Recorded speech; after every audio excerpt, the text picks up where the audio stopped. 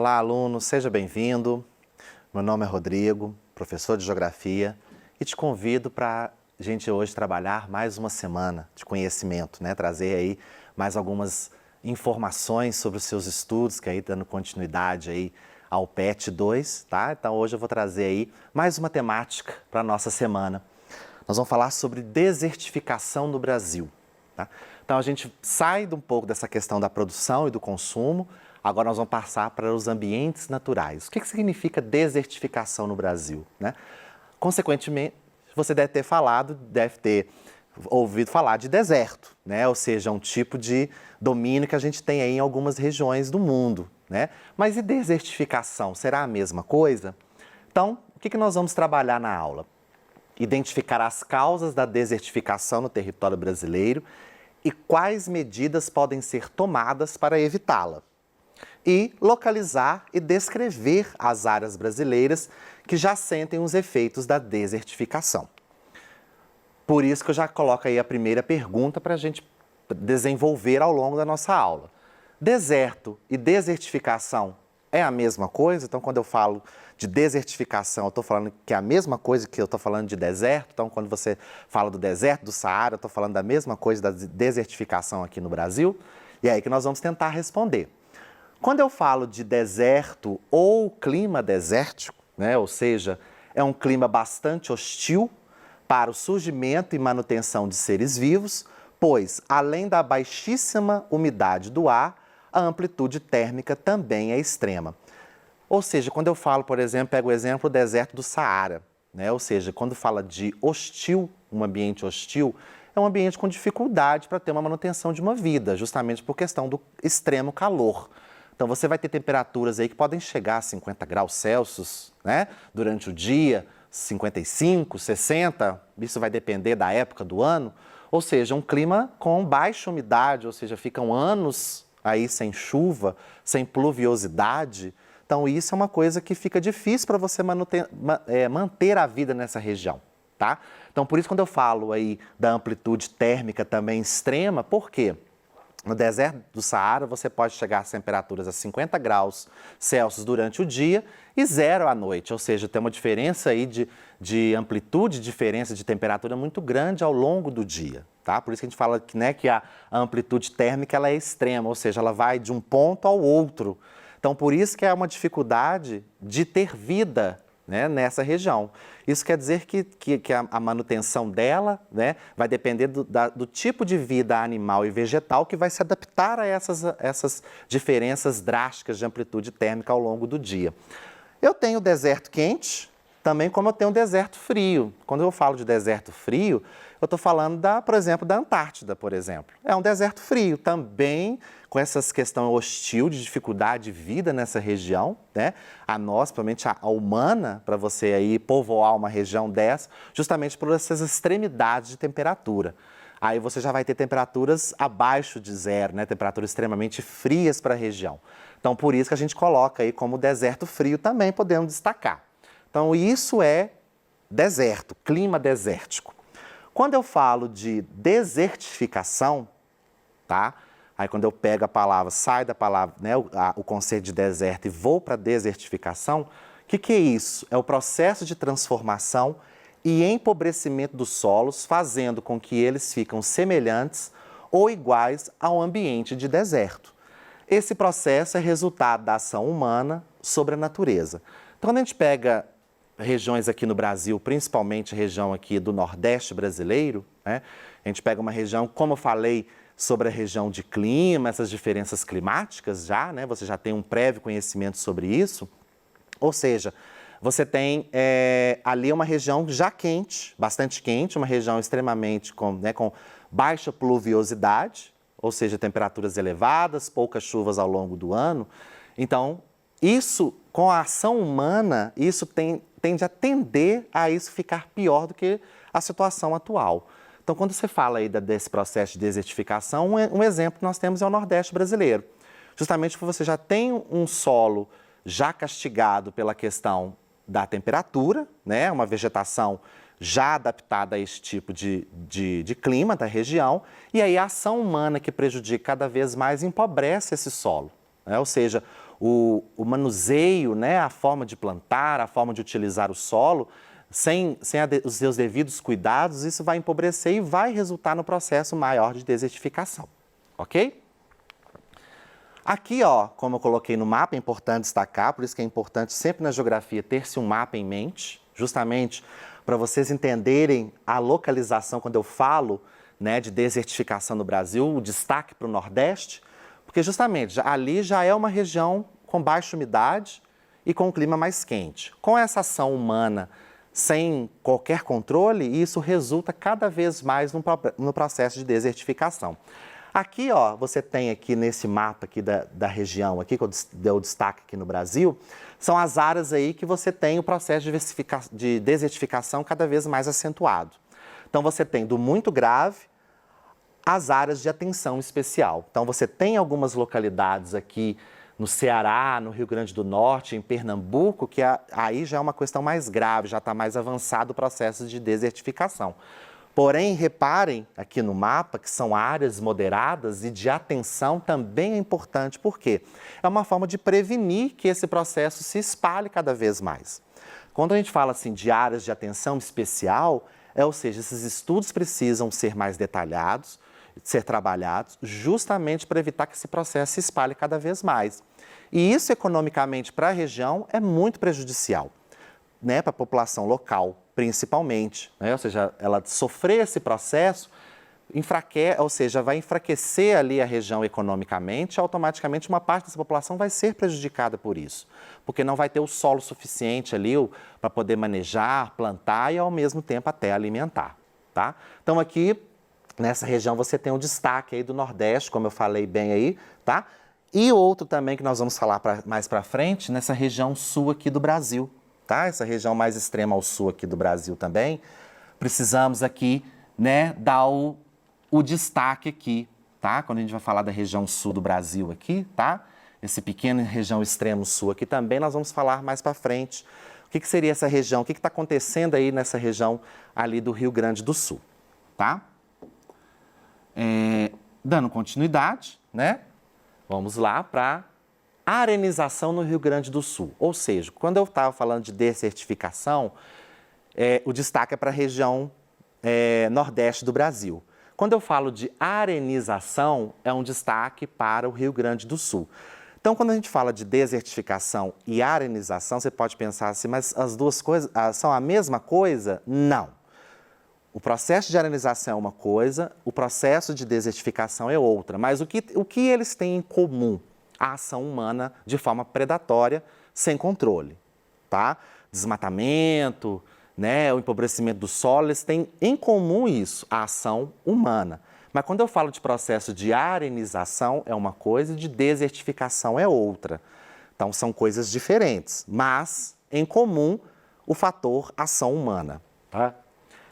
Trata-se da formação de bancos de areia em solos predispostos para essa ocorrência, tá? O que ocasiona o esgotamento das áreas agricultáveis e a consequente perda da vegetação e de nutrientes. Então, ou seja, você já tem uma região que já tem um solo predisposto a ser mais arenoso, né? Você já tem um solo nessa região que já está predisposto a isso. Com essa ação humana, no qual não tem nenhum tipo de controle, isso vai intensificar cada vez mais. Então aqui, ó, por exemplo, nós vamos dar o destaque aqui, que a arenização ela acontece nessa região do Rio Grande do Sul. Aqui eu tenho um mapa da região sul do Brasil, né? Essa região sul do Brasil aqui, o destaque. Mas esse processo, ele acontece mais especificamente nessa divisa aqui, ó, entre o Brasil, o Uruguai e também um pouco da Argentina, tá? Então essa região aqui, ela já sofre com esse processo de arenização, ok? Porque à medida que a degradação ambiental, né, e a ação humana ela vai se atuando cada vez mais, consequentemente vai se expandindo para outras regiões, tá? Então automaticamente já se expandiu para além da divisa do Brasil com os outros países, ok? Então aqui, ó, nesse desenho aqui, nessa imagem, né, até trouxe aqui uma imagem para vocês, tá? Desse processo desses bancos de areia aqui, ó. Ou seja, você tem aí, né, uma pequena vegetação, tá? Já uma pequena né, uma pequena quantidade de vegetação e a maior parte de arenização, degradação e automaticamente a dificuldade de plantio, de utilização aí desse solo, ok? Então vamos lá, continuando aqui. Desertificação e arenização. E é aí que nós vamos trabalhar esses dois conceitos. O que é um, o que é outro, né? Então, quando eu falo de desertificação, eu estou falando que corresponde à degradação dos solos em regiões de clima árido e semiárido. Então, por isso que, quando eu falo lá, dou destaque para a região nordeste do Brasil, por isso, né, reforçando mais uma vez, porque já é o clima da região, ele já tem essa característica de um clima mais árido e semiárido na região, tá? Então, à medida que você vai interiorizando para a região nordeste, a diferença climática em relação ao litoral já é bastante grande. Com essa degradação, a tendência é ficar ainda pior, né? Ou seja, a região torna-se ainda pior porque essa combinação do clima com a degradação vai tornar a dificuldade ali para moradia, para plantio, né, para atividade econômica em expansão, ela vai se tornar prejudicial, tá? Já a arenização, por isso que é importante frisar essa diferença, mas os dois são problemas ambientais graves, sérios, que a arenização, o problema ocorre justamente pela sedimentação causada pela ação da água e dos ventos com a deposição de sedimentos em forma de areia sobre o solo. Então, quando eu falo que é processo de sedimentação, né, ou seja, quando tem a questão da chuva, traz aquela areia, aquela coisa toda, né, para as regiões mais baixas, e quando você não tem uma vegetação que cubra isso, a tendência é que isso fique cada vez pior. Por isso que eu trouxe aqui justamente um desenho, uma ilustração, para tratar como é que funciona esse esquema. Então, quando você pega uma parte que já é predisposta a esse tipo de sedimentação, e quando você tem a ação humana que interfere ainda mais e acentua esse processo, a tendência é justamente que todo esse banco de areia que já estava numa região mais elevada, tende-se a ir para regiões mais baixas. Tá? Então, aqui no mapa, aqui no desenho que eu trouxe para vocês, uma exemplificação de como isso funciona. Então, você já tem um relevo mais baixo, um relevo mais elevado, uma região, justamente no Rio Grande do Sul, você tem alguns períodos do ano que você tem uma quantidade de chuva mais elevada, tá? Então, automaticamente, uma grande quantidade de chuva sem cobertura vegetal, ou seja, a tendência é que essa parte dessa sedimentação vai para as regiões mais baixas, ok? Então, aqui é o caso que vai formar esses bancos de areia aqui nessa região. Então, por isso que ela vai se tornar difícil para plantar, difícil para produzir, então, economicamente, vai se tornar cada vez mais prejudicial. Então, aqui você tem essa ação humana, retirando a vegetação, tá? Então, por isso, essa sedimentação, essa quantidade de areia, ela vai vir cada vez mais intensa, porque ela já funciona de forma natural, sem a ação humana. Essa sedimentação, ela já tende a acontecer isso. Porém, a ação humana, nesse caso aqui, ela se intensifica cada vez mais. E isso vai se tornar prejudicial. E é aí que lá, nas características, a gente trabalha essa questão aí, né, desses bancos de areia se formando, ok? E aí a produção, principalmente da parte da agropecuária, vai se tornar-se aí difícil para poder plantar, crescer, entre outras coisas todas. Então, por isso que é um processo que tem que ser trabalhado, ficar atento. Então, aí você tem, né, instituições ambientais aí, de governo, que precisam ter essa atenção especial para a região, tá? Principalmente aqui na questão do Rio Grande do Sul, mas também da região nordeste do Brasil, porque isso pode se expandir cada vez mais. E regiões como essa pode se tornar cada vez mais difícil para você fazer alguma atividade ali, né? De você plantar, de você produzir, e economicamente para isso pode sair prejudicado em relação a isso, tá? O que causa, né, tanta desertificação quanto a arenização? Quais são as principais causas? Que eu coloquei algumas, tá? Então, eu fiz alguns destaques aí para alguns tipos de causas mais suscetíveis àquelas que são mais prejudiciais, àquelas que acentuam o problema. Retirada excessiva de águas dos solos, desmatamento, tá? A gente vê aí, né, vê a todo momento noticiando a questão da problemática do desmatamento, sem nenhum tipo de controle, tá? o desmatamento aí de forma muito ilegal, então está acontecendo e isso prejudica porque quando você retira a vegetação, automaticamente você tira aquela cobertura, a proteção, tá? Então automaticamente o solo fica descoberto e aí automaticamente os dois processos vão se intensificar. Uso agrícola ou pecuário intensivo, principalmente no Rio Grande do Sul, né? Você tem ali a atividade pecuária muito intensa na região. Então, uma atividade pecuária sem qualquer cuidado com o solo, isso faz com que a vegetação, né, cada vez perca a cobertura vegetal e automaticamente o empobrecimento do solo da região. Impermeabilização em áreas urbanas, ou seja, você passar asfalto, né, asfaltar tudo, ou seja, não tem mais aquela questão da água filtrar no solo, isso também empobrece bastante de nutrientes e automaticamente você tem aí a retirada, né, a questão da água não infiltrar, isso também é um prejudicial. E utilização intensiva e inadequada dos solos. Então, a gente sabe que aí pelo Brasil existem muitos lugares que não trata, não cuida desse solo. Então, automaticamente, um solo que vai perder nutrientes fica um solo cada vez mais empobrecido. Então, um solo que você retira a cobertura vegetal, automaticamente você retira a proteção desse solo. Então, isso automaticamente prejudica, é uma das causas, tá? Se você tem causa, automaticamente você vai ter as consequências. Então, se você trata daquelas questões das causas, automaticamente vai sofrer as consequências em relação a isso.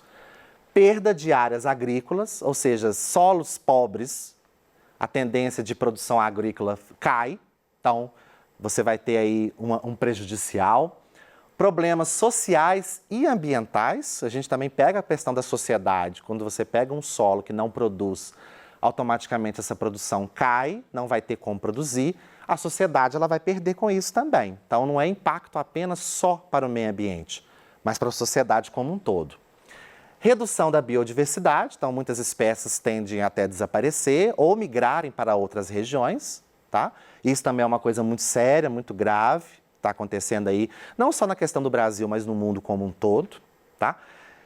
Eliminação da cobertura vegetal original, ou seja, você vai perder aquela cobertura original, então aí vai surgir outros tipos de vegetações não da região, e isso também atrapalha a questão da biodiversidade, ou seja, outras espécies ali podem surgir prejudiciais porque não são da região, então a vegetação original ela vai desaparecer, a tendência é essa, e isso aí é uma consequência também muito ligada a essa questão ambiental e da biodiversidade.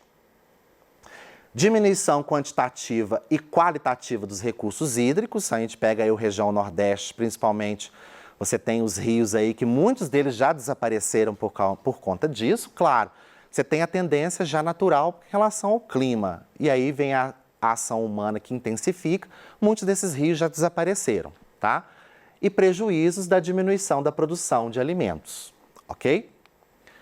E para a gente considerar, né, para a gente aí já fazendo a nosso encerramento da nossa semana 2 da aula de hoje, né, no Brasil a arenização é oficialmente registrada na região do sul do país, tá?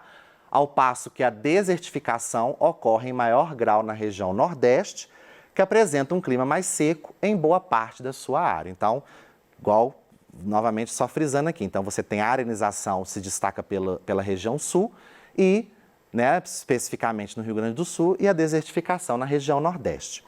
A diferença entre arenização e desertificação está no fato de essa última manifestar-se em áreas de clima árido, semiárido e subúmido, né, ou seja, de quantidade de chuva pequena, tá? Onde as médias pluviométricas anuais não costumam ultrapassar os 1.400 milímetros aí, né? E a evaporação é superior ao cúmulo de água no solo, ok? Na arenização já é o inverso, tá? Pois a precipitação é maior, tá? De água e maior do que a evaporação. E o problema ocorre justamente pela sedimentação causada pela ação da água e dos ventos, com a deposição de sedimentos em forma de areia sobre o solo, como mostrei lá para vocês a ilustração lá na imagem, né, que a gente trabalhou anteriormente, tá? Os processos de desertificação e arenização são danosos, né, não apenas para o meio, com a perda das características naturais e da biodiversidade, mas também para as atividades econômicas, sobretudo em função da improdutividade dos solos, ok? Então, mais uma vez, finalizamos aí nossa semana 2 e aguardo você na próxima aula.